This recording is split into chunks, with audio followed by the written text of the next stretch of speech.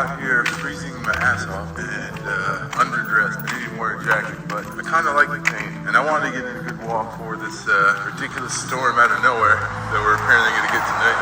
But here's what I'm chewing on. And continuing this conversation with my friend Jack Obat. What I'm chewing on is trying to figure out, let's just say, you see the world as this process of becoming, and nothing stays stable in the way we'd like to. Like, we want to have a history, we want to have the feeling of a future. And the most basic level, before we start identifying with things, there is a sense of enduring, of passing. And when you practice meditation, prayer, forgiving, letting go, life starts to seem not much different than the process of dreaming. Not dreaming, I mean breathing. Yeah, but in a way dreaming too, how it just happens. You don't have to think about breathing. You can control your breathing if you want, but it just continues. So is there a place in life when you truly live in the moment and you go step by step without thinking emotionally about things, or even when you laugh at something, it's involuntary. You're joking with your friends and reflecting on things, seeing absurdities, something inside you just clicks. I don't know if that's voluntary. I mean, at any time it seems that you can wrestle with all these forces, separate yourself and observe. But what happens? Do you have intent is the question. Well, the Bible says, seek first his kingdom and his righteous ways, and the rest he's going to take care of for you. Sort of take over your life through awareness by putting the light on you, in you, so you can separate yourself from this wicked world where people play God because they will what they want. They think they know what they want, they go for it, or they don't know, they're just confused and frustrated, seeking some sort of peace. So what happens when you truly live as the observer? I don't know. And we have a unique perspective. And God may know all our thoughts, feelings, wishes, and the exact experience we may have. But, I mean, my logical mind wants to say that just shows that we are irreducibly least distinct. He says we're created in his image, and we do create. And in our natural state, I think we can. It's just going to resemble any other life we might look at if you want to put it into a narrative. But again, let go of those narratives, and they float around, and they just kind of happen like breathing does. And there's the whole thing with Yahweh being the name of the God in the Old Testament, which people have said is the sound of breathing. It's a very relaxing idea. Beautiful idea. Something we all share in at least most creations. I don't know about parasites. They're weird. Not sure if he made them or if there was some tinkering in this realm or whatever. And I know this is real far out ideas, but that is interesting, isn't it? We can always observe. If good is working through us, if wickedness is working through us, there is this space we can always have where there seems to be, well, Husserl called it the transcendental ego, which is confusing because I'm saying that I'm talking about death of ego stuff here. But yeah, what is that? And even if another all-knowing, all-seeing being can live through us or see it, they seem to be fundamentally different, of course. So do they really have the exact experience we have? I don't know. They know about it, see it. Or if we're all parts of God, which other thinkers have said, in our souls, having a subjective experience, like we were the eyes of God or that He has multiple eyes, there's still just this feeling of individuality. I know this is like a big theme for theology. I think it's called individuation. I don't know all the technical terms, but and then why do I think I need to know? That's the other question. Maybe some things were left unclear, but I know for a fact that when you let go of everything, you still kind of melt into the moment, perhaps, become part of it. There's still a sense of enduring. There's still a sense of the you and the not you. I don't know what that means. I don't know if at that point you really have any freedom, yet you'll feel free, you feel peace. Just follow what comes, kind of like breathing, and it just maybe makes a beautiful life if you want to put it into a narrative.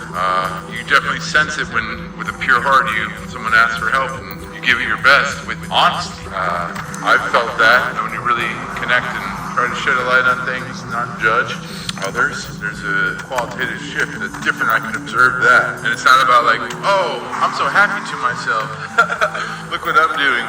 I don't know how to explain it, but there seems to be something pretty deep that switches from like north to south in my mind, but I think it's my mind wanting to know things in terms of a neat argument, a set of propositions, like, well, I mean, individuality is defined as this, and even though God is all-knowing and seeing, He's outside of time, perhaps, there's something about me not living through other people, feeling individuated, that seems important, but maybe it's not, because this process of forgiving and observing has changed my life.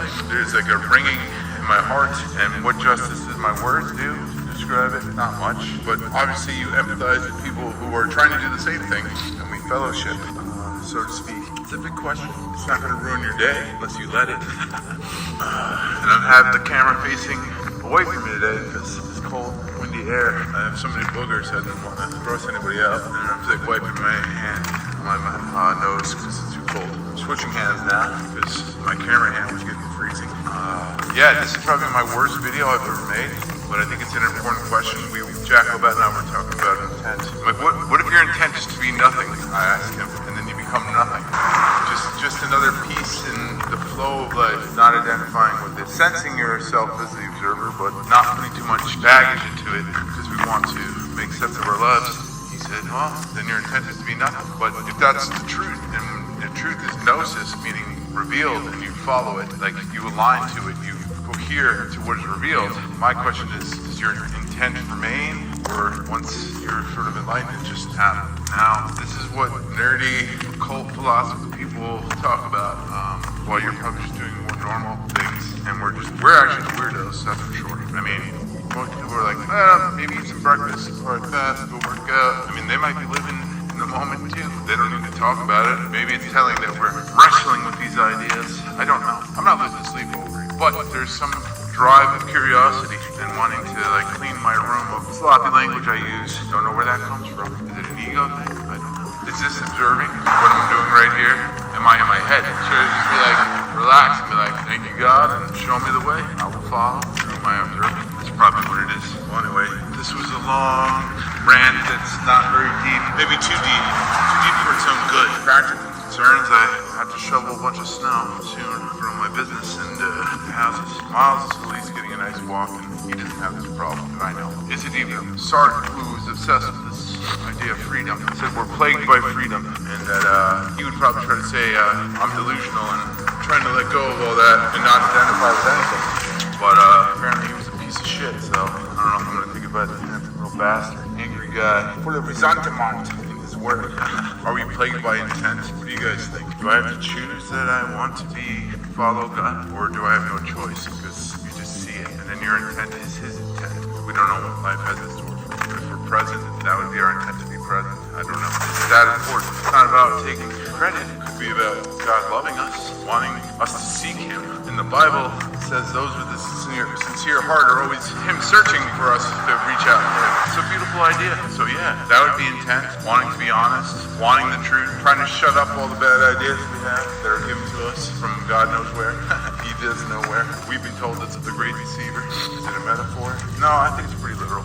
Something trying to harvest off humiliating creation by getting us to do it to ourselves and hurt each other, be wicked. And especially younger ones don't know how to deal with that, so then they'll be angry and make their own world, go into their own world to protect themselves, to escape and take on the spirit of the thing that hurt them without them realizing they're doing it. And it's not that easy of a concept to grasp. Is this why Christ came, to get that message out? There are many Christs who came to keep reminding us. Was Philip K. Dick onto something when he said the kingdom within is just this other dimension right near us where we can have peace and walk on water, so to speak. No matter the chaos around us, we don't perish. I don't know. And how do you get the word out? Because I don't think church is working. I don't see it. There's missing this letting go side often. But who am I to be a judgmental asshole? I'm not really digging going to church, and I find that just a continuation of the same process. People being afraid and then feeling they need to prove to God that they are this or that, and prove to others, and then they judge others. It seems to be a common theme. Not all, but a lot from my outside perspective. I've been that guy.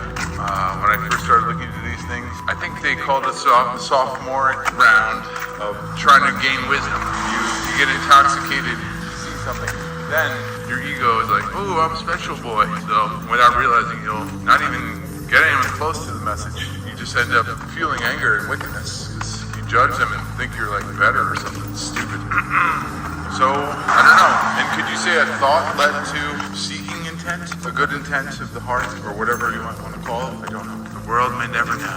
Maybe it's a false problem. Maybe I'm intellectualizing. I do derive pleasure out of having a discourse and evaluating things, but I'm not sure if it's a potential pitfall to get too wrapped up in that. I mean, people always have big questions like, well, if God's good, why does evil happen? If he's all controlling? Well, I'd have to say, if you needed an answer, I would just say the moment is eternal. The soul is eternal. If a natural disaster comes, it takes you. And you really do have a sincere heart. Maybe you were still feeling anger or whatever it was in your life. I think it matters, but they say the road to hell is paved with good intentions. So that's always the trick, making everything else important. Overall, I guess you just have to make God number one. He's the most important thing. Everything else is going to happen. Just don't put it first, and your life should probably go a lot better. I'm not saying there won't be pain and suffering, but I'm pretty sure we all do it to each other here, or ourselves. God doesn't spite us. But, we always want to fill in the blanks. We have to have a story. We have to have a big picture. And the picture is kind of just of the imagination. We don't know. That's the better. I actually have to admit, look at me questioning, saying all these things, but ultimately, I don't know what he has in store for my life, so I just want to be present for it. That seems to be the best I can give you. Everyone has to test it for themselves. I don't know if we'll get the answers we want philosophically, but I think it's satisfying, and I don't have fear. Only when I do, I realize, what am I making so important? Where I'm bending my life to that thing that's not God, it's of the world. So that's been one way I catch my thoughts. I mean, literally, all of your moments up to this point have been good, if you think about it. Would have been good. The only time you suffer is when you're in your head, or you make something else your God, and all of a sudden you're identifying with the world. Fear of losing somebody, getting in trouble, I don't know. Just take a step back. What is that when you take a step back? What remains? So that was the question. We feel like we have a soul. Outside of that, I don't know what else to say. We're not God, or if we're a part of God, we're still not having the view of everything. I'm not sure. Anyway, this is a long-ass video. No one's gonna watch it. Miles is taking several dumps. My hands are freezing. What else? And the world is a circus, and they're talking about aliens. Let's see. People are beating the shit out of each other. What else is going on? Entertainment still goes on. Even if the aliens come, we're still gonna have MTV. We're gonna blow up brown people in Iran, maybe. We don't know what's real anymore. Let's see what else is going on. The fake world is getting real spicy. Big shifts coming. I mean, we're looking like Germany right now in the 40s, in the 30s. It's true. I'm not making any value judgments. But what happened was the country said we're going to put ourselves first, and it didn't end very well. And then the whole global system changed. So that was 80 years ago. Things are getting real weird. Same pattern seems to be repeating. I don't know where it's leading. Right or wrong, putting your country first. Forget about all that shit. This is me living in my head right now and imagining things. But it does feel like we're a spring coiled up for a big change.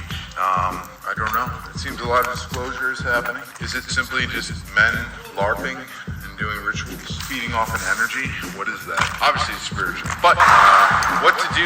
Observe. And if we have intent, your intent is to observe. Was that a choice we made? I guess. Does it matter? Where did it come from? Trying to figure all that stuff out. I think it's more important just to keep going and see what happens. See what God has in plan for us. What else can we do? And there's nothing to fear.